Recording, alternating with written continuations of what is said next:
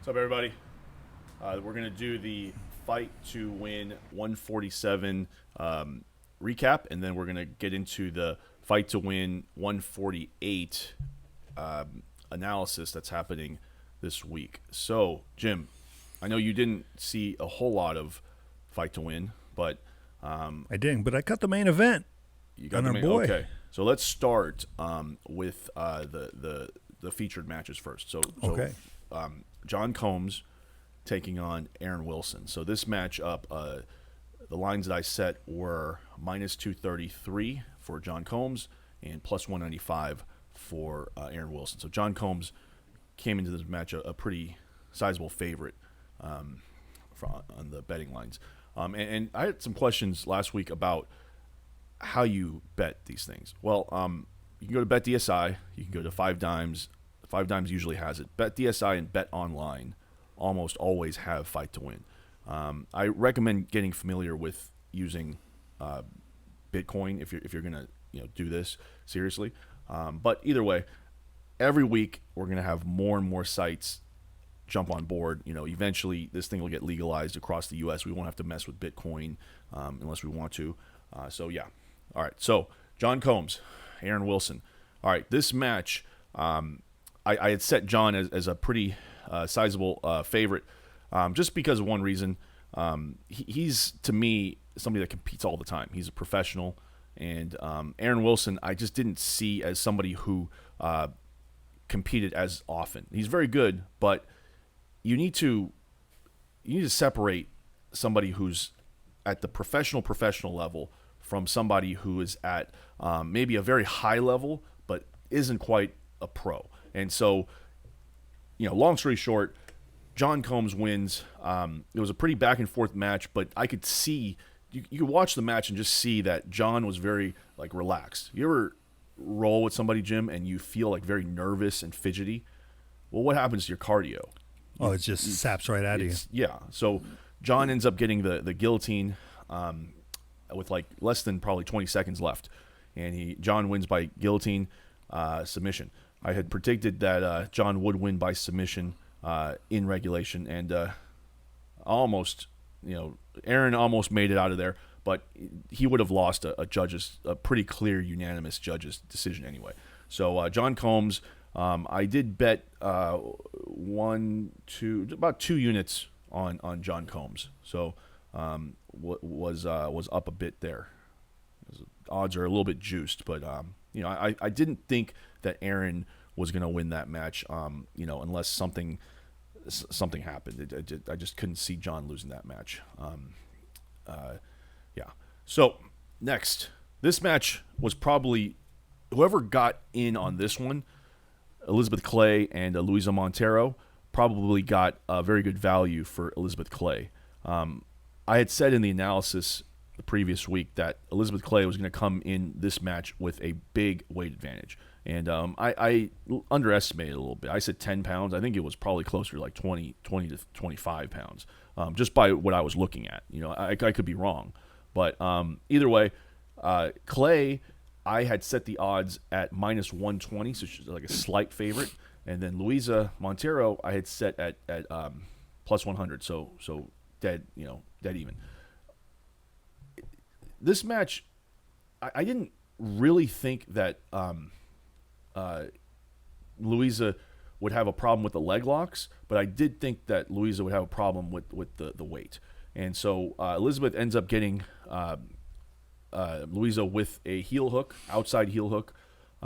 It looked like Luisa might have been able to get out, but she ends up tapping, and Elizabeth Clay gets the victory. She actually opened up as the underdog. So Elizabeth Clay was, I think, plus 103 or plus 105, a slight underdog. Not the odds I set, but the odds that ended up making it onto the betting sites. So you got good value. I bet Clay. I put she was an underdog, so I had one unit on Clay. And Louisa did, she did all she could, but just this rule set, reaping, the size difference, she couldn't overcome it. And Louisa's known for her leg locks, so you really got to put Clay in high regard if we see her again in in Fight to Win against anybody that's not at the very highest level in no gi. I think Clay is a very good bet going forward. At just depends on who she faces, but if she's an underdog, she's probably has a lot of value on her. Okay, so yeah, Elizabeth Clay. I predicted she would win by judge's decision. She ends up winning by heel hook in regulation versus Luisa Montero. This was also a no-gi match. All right, next, the co-main. So this one was the one where I thought, I'm just going to be very transparent. I thought Lovato probably had to have fallen off the stage in order to lose this one. And I don't. There's no disrespect to Helton. I've actually rolled with Helton, and he's very good. He beat me up. So Lovato is, he's a goat. You're not gonna beat him unless you're Lucas Barboza or you're somebody at the very, very highest level. Somebody that is also in that realm, right? So it was a pretty standard match. Lovato gets to his dominant, knee cutting position, passes the guard, ends up getting he was on a choke for a while, and he ends up getting the armbar submission in regulation. I think it was only like a minute or so left. But Helton really didn't have any kind of offense. It was just Lovato taking his time and getting the victory. So I predicted Lovato would get the submission in regulation. He does. Lovato's odds, I set at minus 300. I was being a little generous. He opened at minus 400. So that's juiced odds. That's usually, if you continuously bet these minus 400 people, you're going to lose money in the long term. But like I always say, these grappling odds should be closer to boxing odds. Lovato, even though you have to open him at something like a minus 300, minus 400, because you want two-way action. You can't set somebody at minus 1,000 immediately. And there's just nobody's going to bet. It's done. But what happens is the favorite will eventually get more and more, their odds will decline more and more. So Lovato started at minus 400. He ended up at like minus 750, So anyway, I had bet Lovato when he was minus 400. I just thought even with those odds so juiced, you still had value there because there was just very little chance of him losing. But then again, Craig Jones lost, so it's not impossible, right? But again, rule set matters a lot. Fight to win rule set, I think the better grappler does usually come out on top. The only exception in Fight to Win, when somebody is a lesser grappler can win, is when they understand the rules better. Like if me and you went into a Fight to Win gym, and you've actually competed in Fight to Win. Correct. So if me and you went into Fight to Win and you didn't know, or I didn't know the rules, right? But I'm a superior grappler, let's just say it that way. But you know the rules. You just go for extra submissions, even if they're bogus, and I'm trying to pass your guard the whole time, not going for any submissions. And maybe I passed them out a couple times, but you come out, and then you throw a couple leg locks at me, throw a couple Kimuras at me, and I'm forced to defend. You win. Yeah, and I think that goes for really any organization. Yeah. Knowing the particular rule sets and allows you to plans and plot and strategize. That's the only thing you have to watch out for when you're betting on big favorites, Rule who are sets. better grapplers. Yeah. So let's say Lovato had never done Fight to Win, and he was coming in against Helton. Helton, was like 4-0 at Fight to Win. He knows the rule sets better. I would be very careful betting Lovato if that were the case, but that wasn't the case. They have both competed at Fight to Win numerous times. And it's Lovato knows the rules. Yeah, I think Lovato was a reigning champion. I don't know if he still holds a belt with Fight to Win, but I mean, he was their champion. I think for years. Lucas took that. Lucas Barboza took that. All right, the main event. So the main event was the one where I didn't have the best read on it, but my read was correct. I didn't end up betting Hibamar. I ended up betting Alves actually because last minute I made a decision that Alves would be able to handle, and I was wrong. I should have stuck to my original prediction. But the thing is, I thought that that Alves would be able to overcome Hibamar's aggressive style, and he would eventually berimbolo him. And you know what? I would say Alves did enough to win a points match, but this is not a points match. This is fight to win, and so Himawar, won clearly. He had the more aggressive attacks. He defended everything. He's a bigger guy. I predicted Hibamar to get the judge's decision, even though I didn't bet him. And Hibamar did. He got the judge's decision. And really, this was just a size thing. I felt like it was just a size thing. Jonathan's just doesn't have the size to really capitalize on these scrambles. Hibamar is just too strong and big, and also very technical guy too. So he's 2020 European Open champion. So he ends up winning. The odds were, I believe, Jonathan came out as a slight favorite, and Hibamar ended up being a pretty big underdog towards the end. I might have hedged that bet. I think I did bet a little bit of Hibamar at the right before the event started. So I think I hedged out of that bet and ended up about breaking even, I think.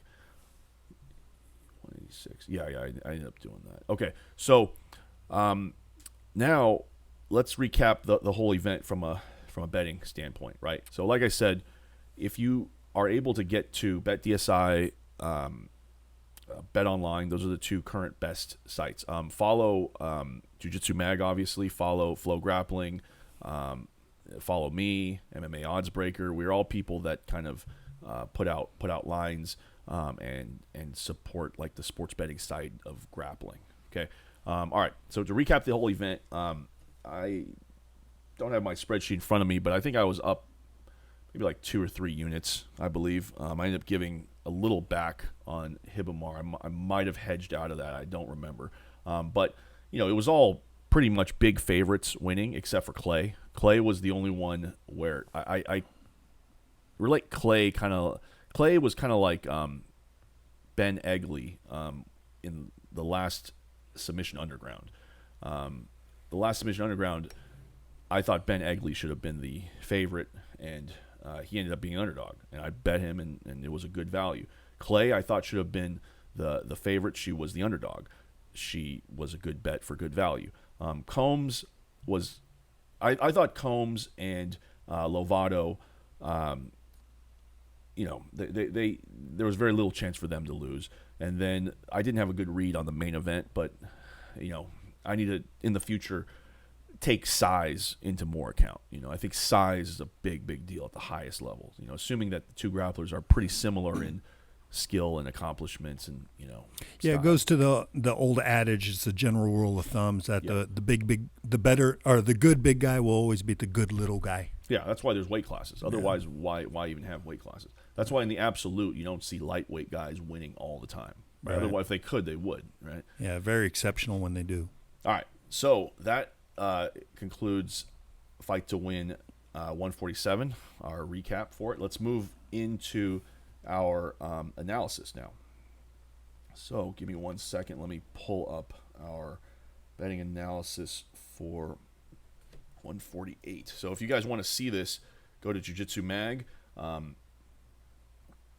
Where can they? Is there a specific place people can look, Jim? If yeah, we'll create a separate section, but right now it's on the front page, and then at the top you'll see the latest posts, and this is one of our latest posts. Yeah, on the news roll right now. Correct. Yeah, so eventually maybe we'll put it in the front screen, but right now it's on the news roll, July 21st. Okay, so Fight to Win 148. So Jim, you got to watch this one. I think this one is going to be a good one. So every Friday, Fight to Win pretty much puts on an event, right? Next Friday, we're going to have Who's Number One, which is Fight to Win also, pretty much. So let's start with we have 3 matches, and these 3 matches, there might be a fourth. I'm hoping there's a fourth that has some pretty good name value. I can add it to the list here, because these 3 matches, I'm going to be honest, they're all pretty one-sided, and I'm not saying that they will be one-sided. I'm saying that on paper, they all look one-sided. Okay, so Kendall Reusing versus Brittany Elkin. No-gi match. Kendall is a black belt world champion. Gracie Baja. I heard about her for a very long time when I was with Gracie Baja. She was always like the female, she was the female that from Gracie Baja on the competition team that just won everything. She was in the colored belts, and she takes on Brittany Elkin, MMA fighter. She's has experience in PFL. She's taken on Brittany has faced Kayla Harrison, so you really can't get more high level grappling match, I guess, in MMA. But she's faced pretty much one of the highest level grapplers in combat sports, so she's going to be tough. She's going to understand, there's probably nothing that Kendall's going to do to her that she hasn't already experienced, I'd say. But with that said, Kendall's rightfully a huge favorite here.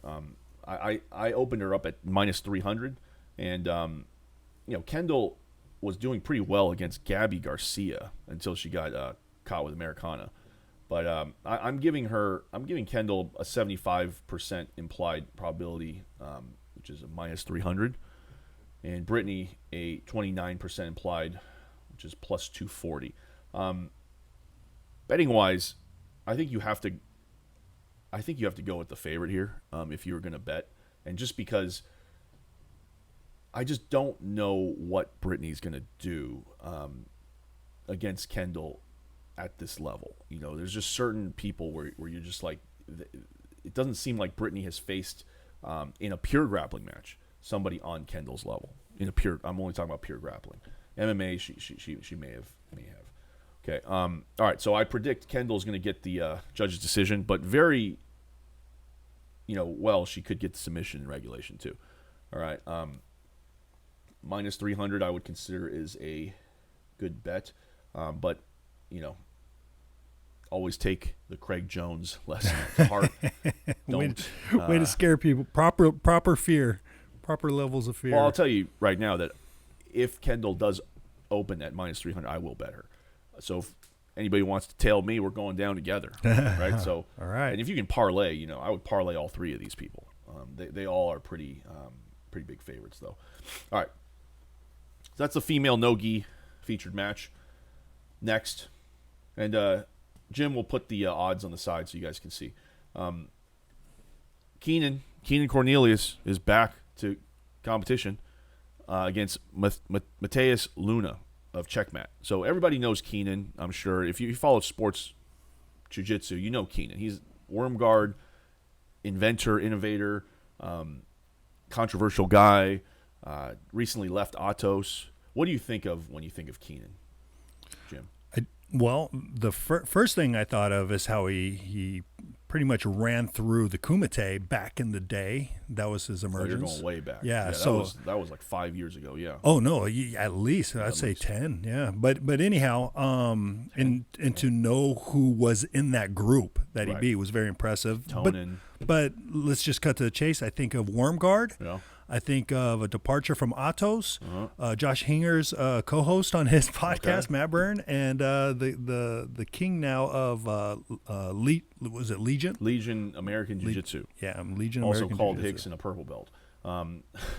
That's a whole nother story. But, okay. Anyway, by the way, he that was taken out of context. People should really go back and listen to that. Right. All right. So you actually hit on some good points there, Jim, because you mentioned a whole shitload of things. Like, you just brought up like 8 different things, right? And that's the one thing I would say is dangerous in this match is Keenan is all over the place. He's got Keenan Online. He's got a new jiu-jitsu academy. He's got haters online. He's got all. He probably has problems. He seems like he's scared of COVID. He might have some issues finding training partners.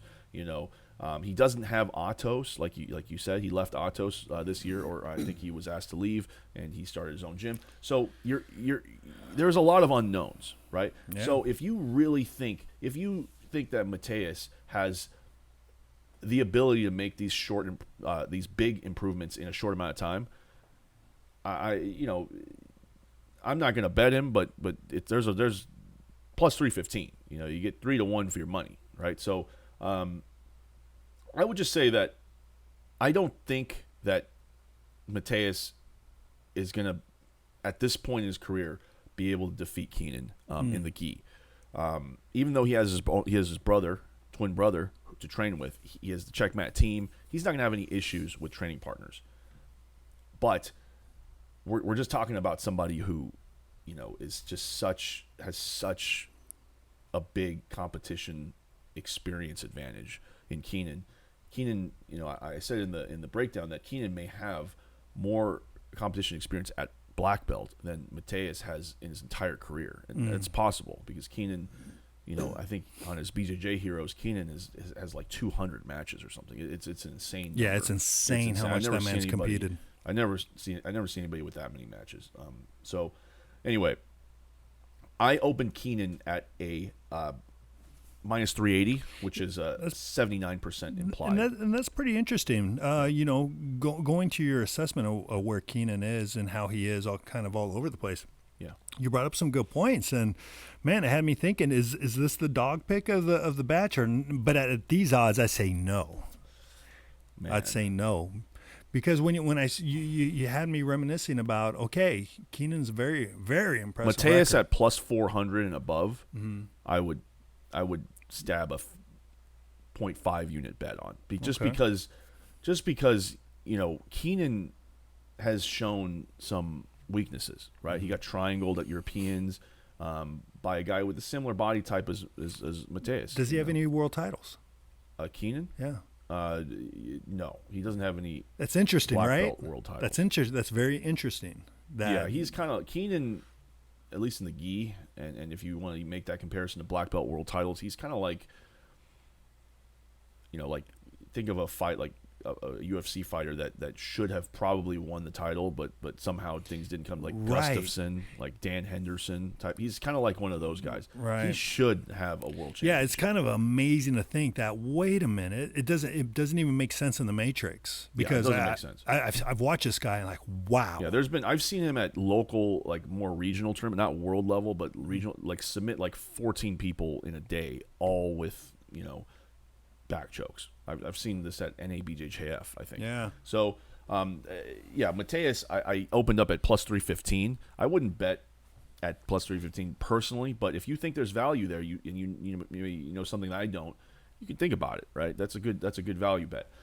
Yes, Mateus can win. That's not impossible. It's just that Keenan I just see as somebody that's on another plane, right? And plus, Keenan has beaten Mateus' brother by rear naked choke.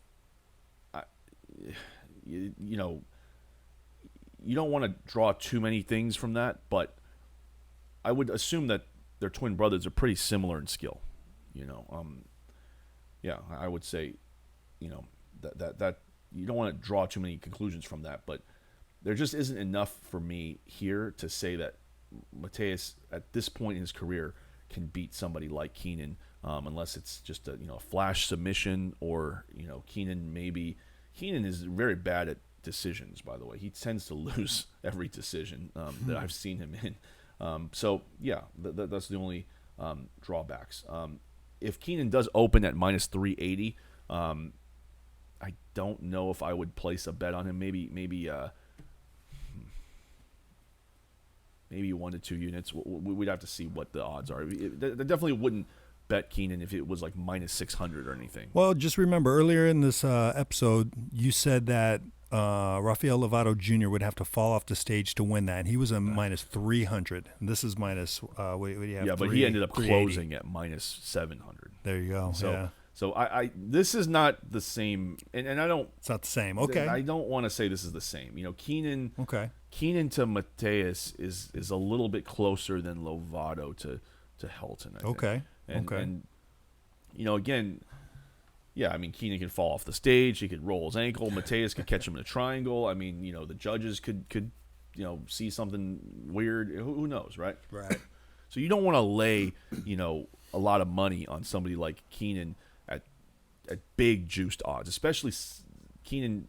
He tends to be inconsistent when there's a decision type things on the table, and there are definitely decisions on the table. There are. It's possibly could go to decision. But either way, I predict Keenan getting the submission in regulation. This is just based off all the data that I've put together. Next. So the main event. Main event. Victor Hugo versus Mike Jimenez. Max Jimenez. Max Jimenez. So this is, if you guys listen to me, I'm big on Victor Hugo. I think, maybe 2 or 3 months ago, I talked about Victor being possibly the number one guy in the world. We haven't seen him against Gordon, right? We don't know how that match would go, right? Who knows how that match would go? So in the gi, I definitely think Victor is. This is a gi match, by the way. I definitely think in the gi, Victor is even better. He's a Ribeiro guy, right? So the Ribeiro guys are I think more dominant in the gi than they are no gi. That's just my interpretation of them, and they do very well in no gi as well. Lovato is Bellator champion, was Bellator champion, undefeated, and Shanji did very well at ADCC, and these are his training partners. We're talking about probably the best training partners that you can get for a big guy, right? So Victor's training with Shanji, Salo, Lovato, other people. Part of that, I think their team is Six Blades. I think Shanji has his little offshoot now. Mm-hmm. So, all right, Max Jimenez, black belt under GF team, Julio Cesar. He did really well in a match against Buchecha.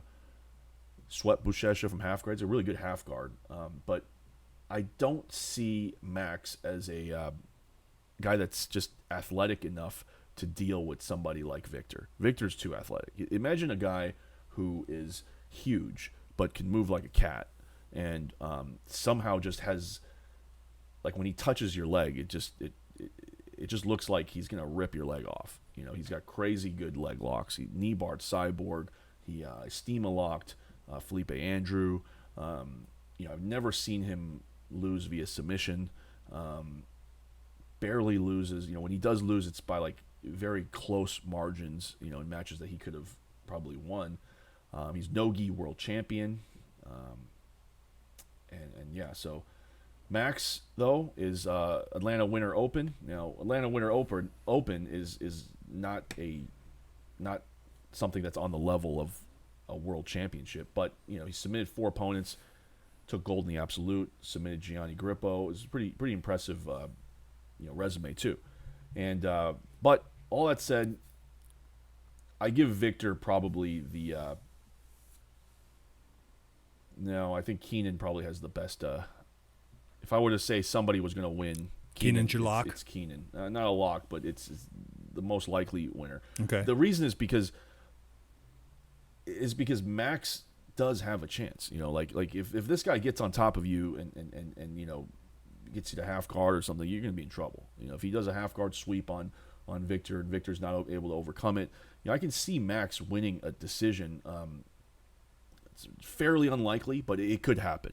And so I do predict, though, that Victor is going to get the submission. I think that he's going to get the submission. He's just too dangerous when it comes to submissions. Like you add the knee bars and the leg locks in there, and this guy, he triangled Felipe Andrew. He's got all kinds of ways to win. Whereas Max, I don't think he can submit Victor. If Max is going to win, it's going to be by decision, and it's going to be really tough against an athletic guy. In order for you to win a decision, you have to go for more submissions. You have to out-scramble people. You have to maybe slam them a couple times. I don't see it happening. What else we got here? Yeah, Max he's a big and powerful guy. He deserves to be in the main event, but Victor is probably going to win this one. Okay, so let's talk a little betting strategy here. So we went over some of the main bouts on this card. And then you mentioned in there a parlay. Do you have any parlays or trifectas going on with these?